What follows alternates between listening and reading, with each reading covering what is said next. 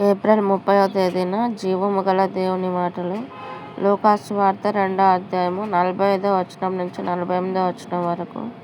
ఆయన కనబడనందున ఆయనను వెదకుచు యెరూషలేమునకు తిరిగి వచ్చిరి. 3 దినములైన తరువాత ఆయన దేవాలయంలో బోధకుల మధ్య కూర్చుండి వారి మాటలను ఆలకించుచు వారిని ప్రశ్నలు అడుగుచూ ఉండగా చూచిరి. ఆయన మాటలు వినిన వారందరూ ఆయన ప్రజ్ఞకును ప్రత్యుత్తరములకును విస్మయమొందిరి. ఆయన తల్లిదండ్రులు ఆయనను చూచి మిక్కిలి ఆశ్చర్యపడిరి. ఆయన తల్లి, కుమారుడా, మమ్మును ఎందుకు ఇలాగు చేసితివి? ఇదిగో నీ తండ్రియు నేనును దుఃఖపడుచు నిన్ను వెదకుచుంటిమని ఆయనతో చెప్పగా. ఆమేన్.